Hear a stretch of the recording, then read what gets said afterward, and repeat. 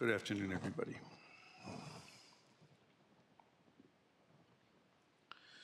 The Lankavatara continues. The Bodhisattva passes over to all the assemblages of the Buddhas and listens to them as they discourse on the dream-like nature of all things and concerning the truths that transcend all notions of being and non-being, that have no relation to birth or death, nor to eternality, neither to extinction. Thus, facing the Tathagatas as they discourse on noble wisdom that is far beyond the mental capacity of mere disciples or masters, they will attain 100,000 samadhis. Indeed, 100,000 yutas of kotis of samadhis. And in the spirit of these samadhis, they will instantly pass from one Buddha land to another, paying homage to all the Buddhas, being born into all the celestial mansions, manifesting Buddha bodies, and themselves discoursing then on the triple treasure to lesser bodhisattvas, that they too may partake of the fruits of self-realization of noble wisdom. So this again is the sort of finishing component to the ninth stage of the Bodhisattva path, and here it's pretty. There's more in here than one might first suspect upon hearing it. So let's look at it a little bit. The Bodhisattva passes over to all the assemblages of the Buddhas and listens to them.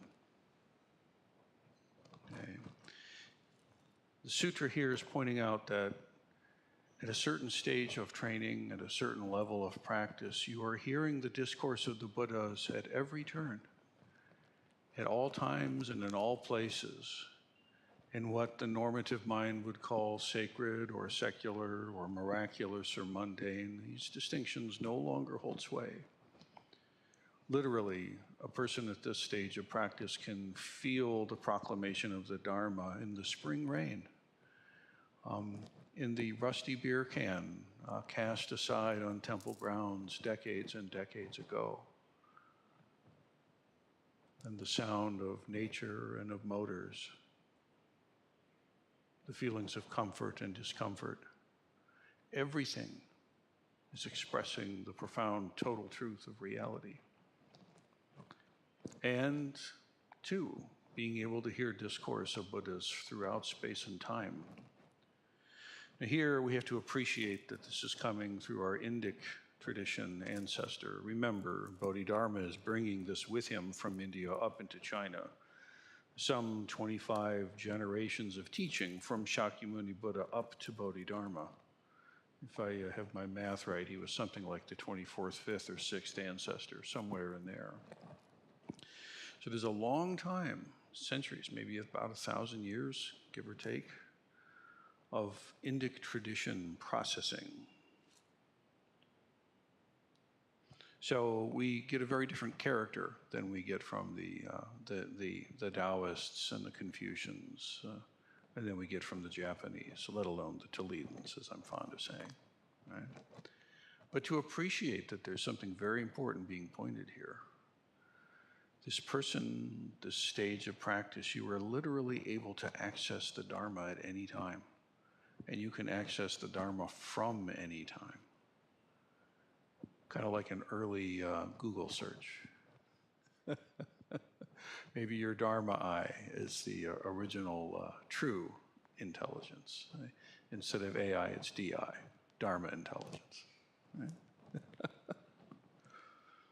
So this bodhisattva passes over to all the different assemblies of all the different Buddhas and listens to them as they discourse on the dream-like nature of things. Now this phrase, this dream-like nature of things, would be echoed later in the concluding lines of the Diamond Sutra. The Diamond Sutra is a seminal text in the Prajnaparamita literature, and some say is an attempt to condense and make more digestible the teachings in the Lankavatara to the audience it's targeted at in China. This Diamond Sutra is so important that I, in fact, insist it's recited with the body of a deceased Sangha member that has chosen and elected to do the formal Buddhist funeral. Those who participated or witnessed this, you'll know. The body is about right here, where I am right now. And 2 by 2, in alternating watches through the night, Sangha members recite over and over excerpts from the Tibetan Book of the Dead, some White Tara sadhana as appropriate, and significantly the entirety of the Diamond Sutra. This is giving teachings to the deceased, and this is also the deceased giving the opportunity of hearing the teachings in a very intense way to the Sangha, both making giver, receiver, and gift. These last lines in the Dharma Sutra, or the Diamond Sutra rather, all composed things are like a dream, a phantom, a drop of dew, or a flash of lightning. Thus should they be understood. Thus should they be contemplated. Now this dream-like nature, to the people who are using this language, there's a very specific way of understanding it, okay? It's very difficult to talk about awakening in the awakened mind, but that hasn't gotten in Zen's way for centuries, right? So we try to be useful. And one of the great teachings that comes from the earliest traditions on is this analogy of the dream. So one layer, one level is that as a person is in a dream being chased by a tiger,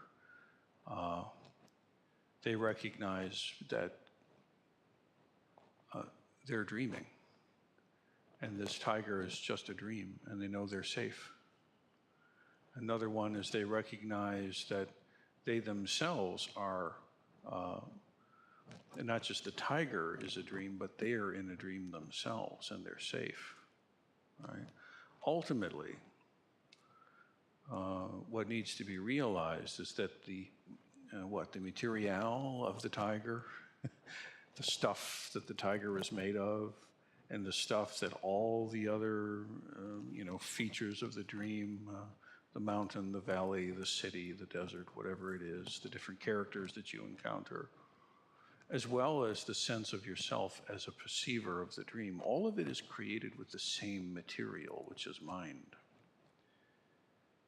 If you're dreaming about a bright sunny day, where is that light coming from? If you're dreaming about a dark cavern, where is this darkness coming from? The stuff, so to speak, of that illumination or that darkness or that tiger or that friend, whatever it is in the dream, is of the same nature as everything else in that dream. It's really not a discrete tiger here on a pathway to run along there. It's the same stuff. And so too is the dreamer.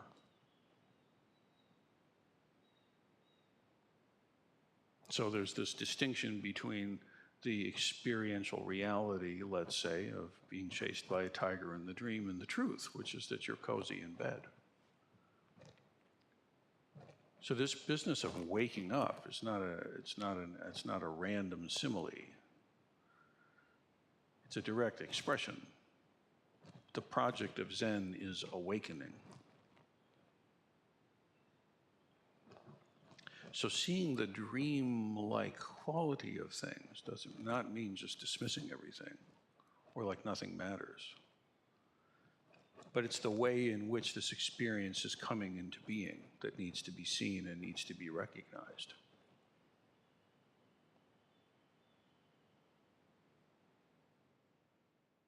They discourse on the dream-like nature of all phenomenon.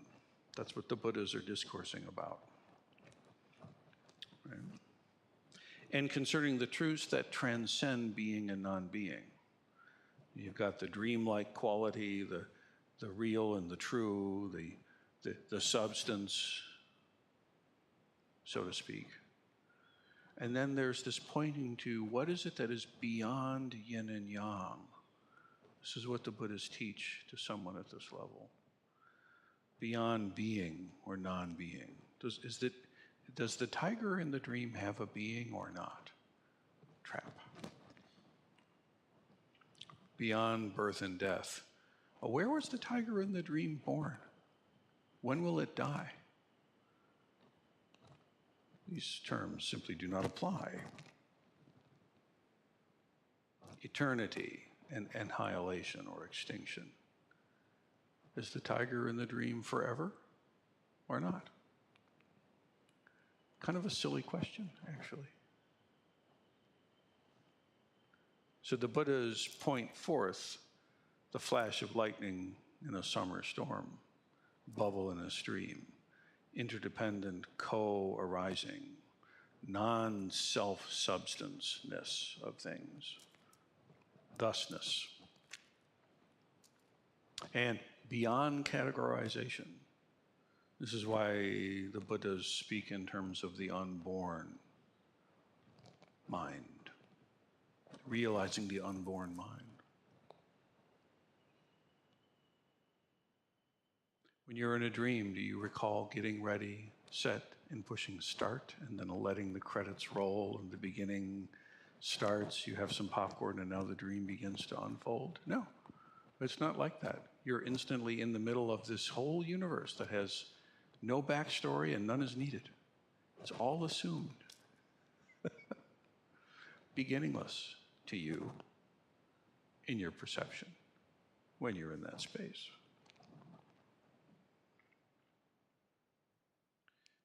The Bodhisattva passes to all the assemblies of the Buddhas and listens to the Buddhas as they discourse on the dream-like nature of all phenomenon and all things in concerning the truths that transcend the notion of being and non-being, that have no relationship to birth or death, to no eternal or extinction. Thus, facing the Tathagatas, they discourse noble wisdom. They discourse on the noble wisdom that is far beyond the mental capacity of disciples and masters. Because remember, at the earlier stages, you're still very much engaged in the normative mind stream, right? That eightfold mind system. Eye, ear, nose, tongue, body, mind. Maya is like the sense of self as a self. We provisionally stick ego in there as a kind of a term, roughly. The sense of yourself as a self. Right? And then the storehouse consciousness mind, the repository of all the karmic folly and successes, by the way, all of it. So this noble wisdom is beyond, far beyond the disciples and even the masters of those earlier stages. Because as adept as they are, and as much progress has in fact been made, still the system is primarily defaulting to that intellection and memory, the sense perceptions. This Dharma eye, which has as its source prajna wisdom itself, is not yet completely open and functioning. You kind of, your third eye is winking at you now and then. It's something like that.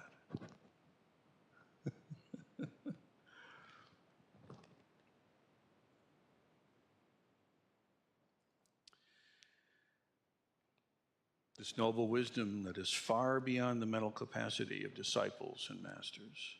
And this bodhisattva will attain 100,000 samadhis. Indeed, 100,000 nyutas of kotis of samadhis. So, what the heck is a nyuta of a koti? Well, it turns out this is all just enormous numbers. Okay, 100,000 a nyuta is something like 1 million, right? So 100,000 times 1 million times a koti, which is 10 million. So 100,000 times 1 million times 10 million times 1 trillion billion. We have bigger numbers today. Now, what is the result of this? It's simply not to be taken literally. Rather, it's an expression of an astronomically large number, an inconceivable large number. This number is beyond conceptualization. It's standing in for boundless. And again, what is it? Kinds of samadhis. So samadhi is not just one thing that you're either in or not in. This is a misconception. We provisionally say these kind of things in the early stages of training because, let's keep it simple so we can do the work, right? Many people, if I start to outline too many different kinds of samadhis, you'll start going fishing for the one that sounds sexy to you. Oh, I want that one. Let's make that one happen. And you got a running start right into the wall. Woof. So typically, I'm not fond of elucidating these things, but to some degree, I think it's helpful. I think the most important distinction to understand with the samadhis is that there are many, many, many different states of concentration. And they have different qualities, and they offer different caliber and angle on insight, realization. See, they're limitless. There's no end to the number of delicious samadhis that there are to be experienced. There's infinite, therefore, potential for realization. It's not so simple as just it's a flow state. It's not so simple as just one-pointed concentration. These are, very rough terms.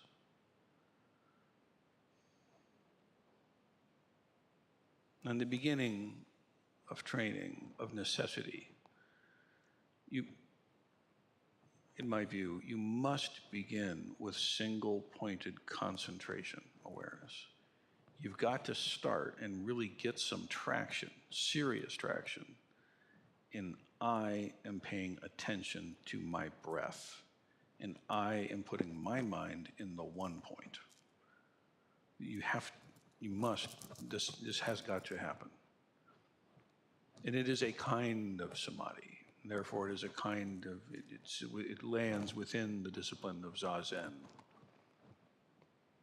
Is it the full and complete ultimate practice? No, it's not. It's a preliminary practice. And it's one, by the way, that even very adept folk will refer to again and again over the tenure of their practice. This is not a one and done kind of thing. However, there does come a time where the mind is reasonably enough stabilized that you can reasonably enough actually land your mind on that one point and be aware of the breath with meticulous precision. And you're able to do this in the midst of the gurgling and burbling and the churning and all the different activities outside and inside. It's not as though we've got to tamp down all the frogs and stop all the planes and make traffic halt on Secor and Bancroft and Dorr, and then we can sit down and finally practice. This is not so. In fact, I heard my first teacher often say that, the beauty of the space where they practiced could become a deficit. And for certain students, he said, you need to get in the subway into the city and go practice in the city. You're getting a little too attached to the beauty of the acreage.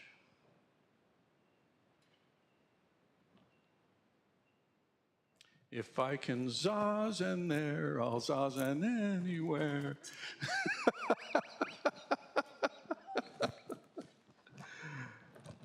He never sold the monastery for a decker house in the city or anything, but they did acquire one. Point being here, though, that this samadhi, this concentrated state, okay, what initially is necessary and helpful eventually becomes kind of irritating and feels like it's an obstacle. So, breathing in, counting 1, breathing out, counting 2, breathing in, counting 3, breathing out, oh, here comes 4, 5, on to 10 over and over, right? Now, I don't want you, just because I'm saying this, to kind of prematurely try to push yourself along, but the fact is that in the beginning, those kind of one-pointed concentration and using the numbers is absolutely necessary. And at that time, you've got to pay really close attention to your posture. Don't let your posture yank you around, okay? You have to take custody of the posture. You have to accommodate for the body that you're actually, have to work with here. But take the posture seriously and take that concentration seriously. And what you'll find is that initial benefit and help that those numbers gives you, it starts having diminished dividends for you, right? And then the guidance comes, well, let's adjust your practice. Now try this. And then that adjustment then feels like a great challenge and a relief. But there's still subject-object and sort of like a metronome to help. There's some guardrails up there that you can run into that give you feedback, and you need it. It's very easy to just kind of blur out or get fuzzy. And of all the many things that Zazen, it really ought not be blurry or fuzzy. And so on. There are many, many different practices that stay within that first stage of training, where it's about developing that one-pointed concentrated awareness, jiriki, the ability to put your mind where it needs to be. And that too has got to be let go of. There's still, for the purposes of the conversation here, there's a different kind of samadhi, which is a non-dual samadhi, okay? And this non-dual samadhi is where there's no longer a subject and an object. There's no longer these guardrails. These things are no longer, there's no center.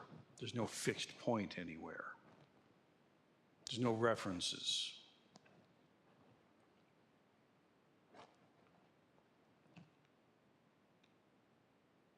And this state itself is impermanent. All states are.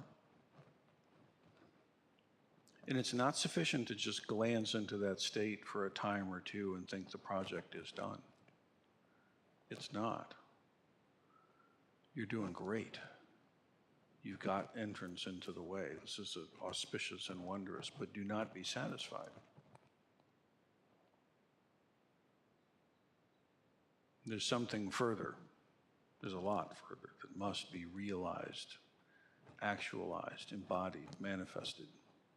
And if you become satisfied anywhere along, you can just stop, and people do. I get a little concentration going, that's good enough for me, I'm out. A little fling with the non-dual, and oh, that's good enough for me. I had an experience. Ooh, that was fun. There's a lot more that could happen there.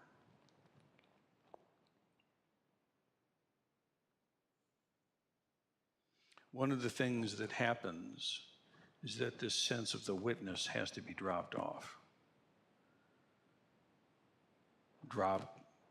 Dropping the witness when you're ready is a very empowering thing to do. And there's certain kind of processes that it can occur at such a state that otherwise is very difficult.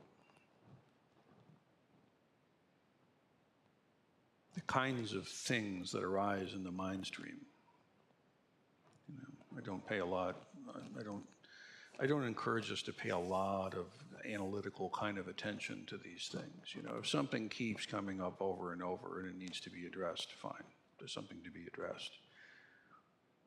But really, why are all those crazy thoughts happening?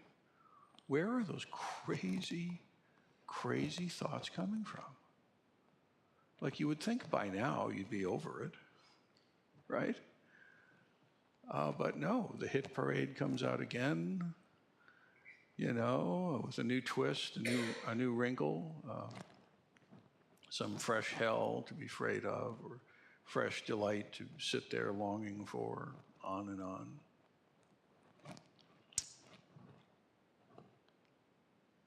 You see, this storehouse consciousness, right? In the language of the sutra, it is the storehouse of all karmic seeds. Okay? And the seeds stay there until the causes and conditions are ripe. And as soon as they're ripe, boom, it blossoms.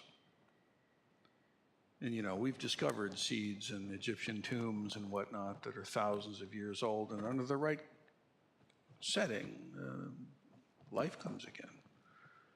Plants that haven't seen the light of the sun in thousands of years are suddenly, you can look at them. It's kind of amazing, really. And so the sutra uses something like this as an analogy. There's a lot in there. There's a lot under the hood. See? And perhaps one of the things that's going on is practitioners slip into deeper states and quit fussing with things. Is that a lot of the stuff that's in that storehouse consciousness can release safely. Things can come up and be let go of, rather like a solar flare. And when it's time, it just jettisons out and dissipates, and that's it. And I tell you, it's far better for you to process something that way than to have to go and live it. Okay? So if you happen to be somebody who's sitting in sesshin, trapped in a horror show, or entranced by things goading you forward, or whatever it is, hold your ground. Okay? Hold your ground. Keep your posture together and trust the process. The practitioner simply needs to know if you get pulled into the story, see it, acknowledge it, let it go, and come back to your practice. And that holds. Part of what's happening there, perhaps, is that these karmic seeds from this lifetime or past lifetimes are being released. So trust it. Do not make an enemy of the contents of your own mind stream. There's simply no need for this. But what is required is to not play with them. This is required. And very gradually, and sometimes in sudden development, the mind stream turns down. The veracity with which it gouges us begins to lessen. Sometimes a lot. In this blend of sudden and gradual, a kind of stillness arises that otherwise is simply inaccessible. And there's no way to just jumpstart that.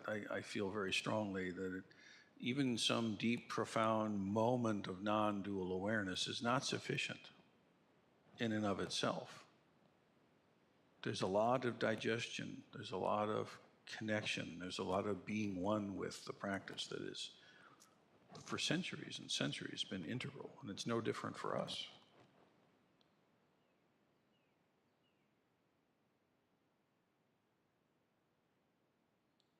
So this non-dual Dharma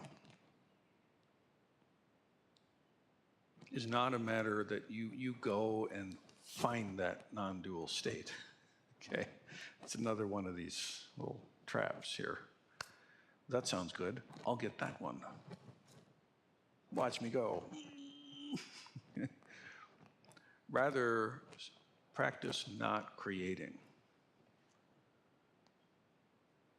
Non-creating. Cessation. You see this and you read the sutras and it talks about cessation and non-creating and all this stuff. It's probably the best way to in English that I can find to say it. If you bring your awareness and start playing with it, you're creating it. Cease creating this karma. Stop creating samsaric mind. Practice non-creation. Sounds funny. But you see, what happens then is rather than going out and trying to get this non-dual thing to occur, it's just there. It's always been there. That's the crazy part about this whole thing. It's always been exactly right where you are. It's just it gets glossed over and we don't feel it or touch it or contact it because the mind is yanking us around and we're happy to do it. We jump right on that roller coaster. Whee, yeah. It's quite empowering when you realize for yourself that that light show is optional. To see the dream as a dream and to not be fooled. There are countless samadhis.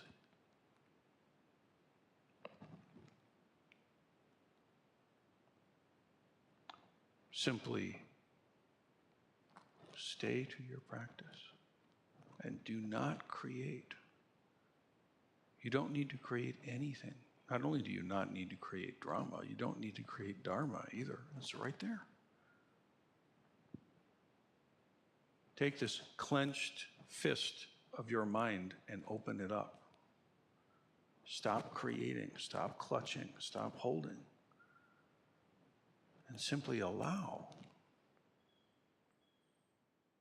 And really, it's not difficult. The difficulty is remembering to do it.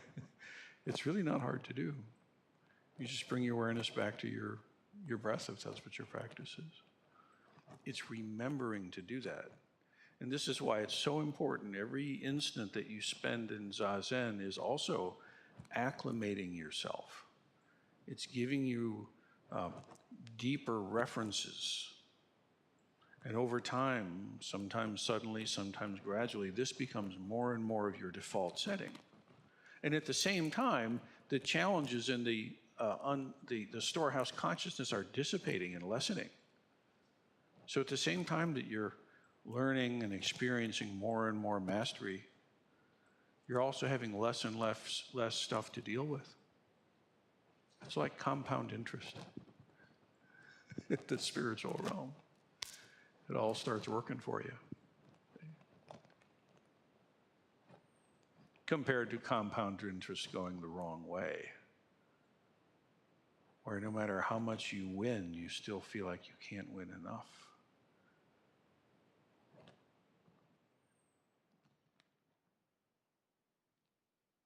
You know, at a certain point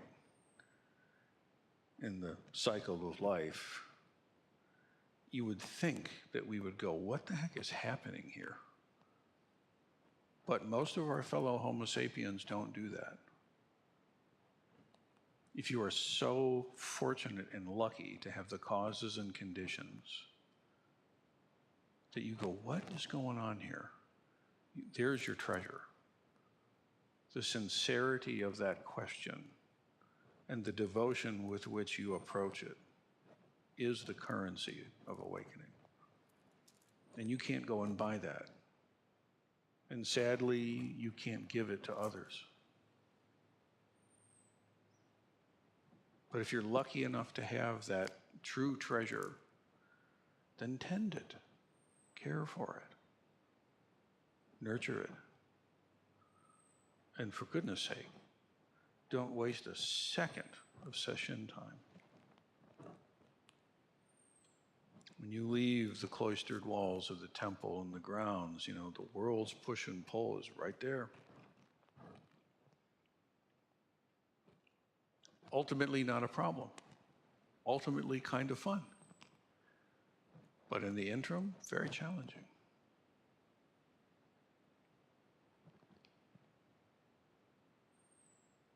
This noble wisdom that is far beyond the mental capacities of disciples and masters. And they will attain 100,000 samadhis. Indeed, 100,000 million, 10 millions of samadhis. And in the spirit, breath, with the breath of these samadhis, they will instantly pass from one Buddha land to another at the speed of thought. Remember, Buddha lands are created by the awakened perception, just like hell realms are created by the samsaric perception. Ultimately, you are master. What do you see? When you realize yourself, you'll realize you have options. Choose them well. Do not uncritically accept what the light show tells you is real. Don't forget you're dreaming.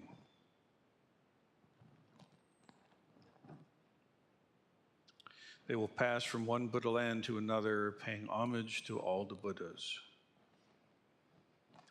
Even at this elevated level, at this deep state, homage, that devotion and that sincerity. Sincerity is so, so important in the training and in the practice. There are so many times when the koan is simply trying to get us to appreciate sincere practice.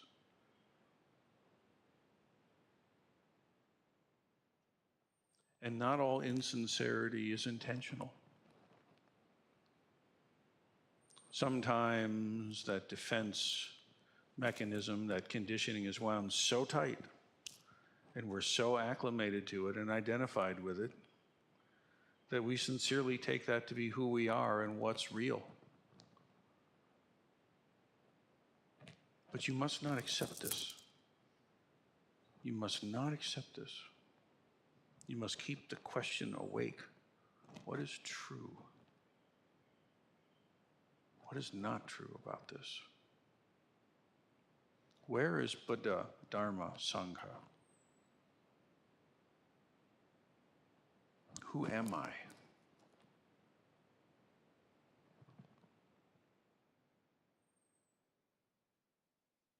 They will instantly pass from one Buddha land to the next, paying homage to all Buddhas, being born into all the celestial mansions. That sounds fun. I'd like a celestial mansion. Oh wait, we're in one.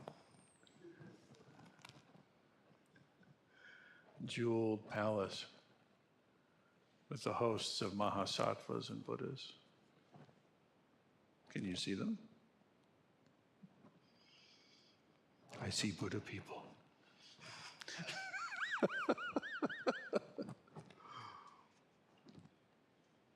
Manifesting Buddha bodies. We talked about that yesterday. The Buddha body. It's kind of interesting. There's kaya means body in Sanskrit. Dharmakaya, dharma body. Right. What is Dharmakaya? What is this Dharma body. I tell you, there is no fixed self. The unborn, pure thusness, beyond duality, beyond conception. Dharmakaya, the Dharma body. You need to be able to manifest that Dharma body. Yes, you do. I mean, you do, but do you realize it? You need to realize it and actualize it. Play with it freely. Nirmanakaya. This is translated as transformation body, but it means the function. The functioning body. The appropriate response. The warm summer sun shines and the blossoms begin to spring forth. The frogs waken from their slumber and call to each other, I'm here, I'm here. This is the function. This is Nirmanakaya. Yes, it includes pollen too. And spills.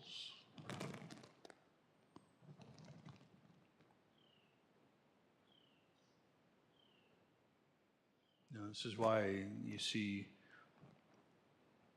great care and attention being paid to things like, well, if you look at what we do in the meal with the oryoki, cleaning everything, caring for everything, preparing the food, serving the food, making the chants as correct as we can, whole body, whole mind practice.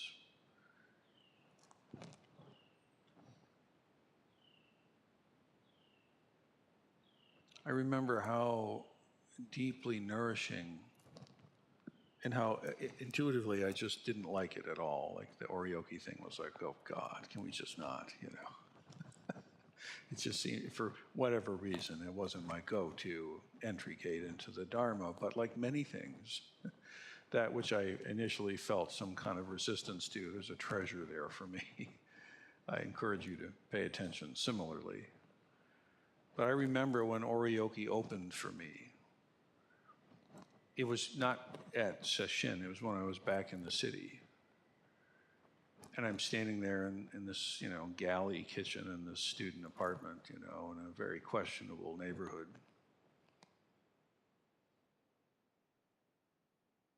And, you know, I don't know if you've ever lived in the city in the summer, but it doesn't smell good. Very, there's a lot of people there. And there's even more cockroaches. But somehow this gap between what I was doing at oryoki and here shifted.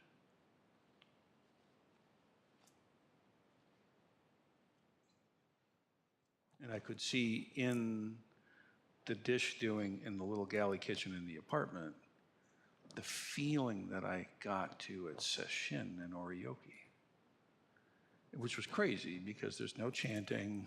My roommates were not doing anything close to like what we do at Sesshin. In fact, I was doing their dishes for them with a huff, but no huff, simply dishes need doing. The movement in the kitchen,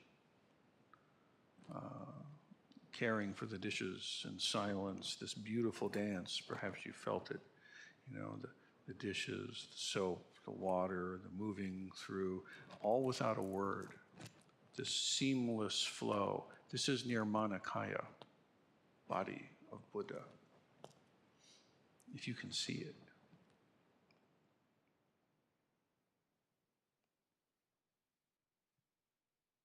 This transformation body of the Buddha appears in the world according to the needs of those to whom they appear. This is Upaya. And the Sambhogakaya, the enjoyment body, the bliss body, the boundless body, the body of not knowing, the fresh and new body, the beginner body, the don't know body, the fresh and new mind, boundless, will not be contained by young or old, here or there.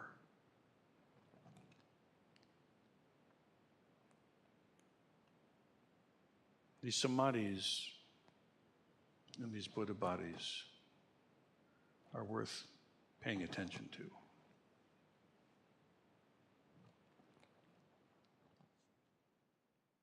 Finally, the Bodhisattva at this culmination of the ninth stage themselves begins to discourse on the triple treasure, Buddha, Dharma, and Sangha,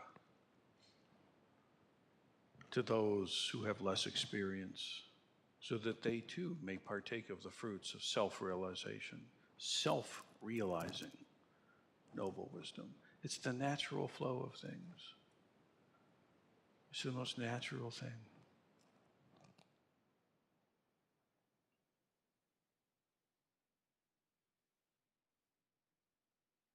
Now from here,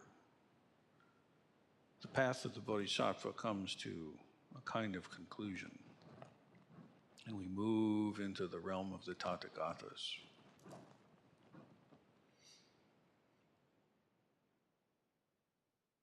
But for now, let's come back to the basics. Really trust the process. Whatever your practice is, really trust it. Really throw yourself into it. And really do the thing. Take yourself seriously. There are worlds of pain out there waiting to dump upon your head. And they're gonna, and they already are. There are worlds of oceans of pleasure waiting to tantalize and distract you, waiting to dump on you. Already they have.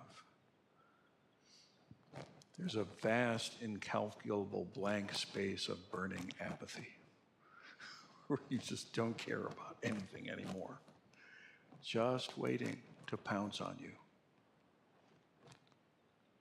Be aware of these. Don't play with them. Rather, bring your attention to your practice. And ultimately, all of these distinctions between stages and practices and levels collapse. You already are it. Perfect, complete, lacking nothing. There really is nothing to attain. There is nowhere else you're supposed to be. There's nothing else that you need to add on or some chunk you have to hack off and sacrifice. Rather appreciate your life and appreciate this moment. Don't miss it.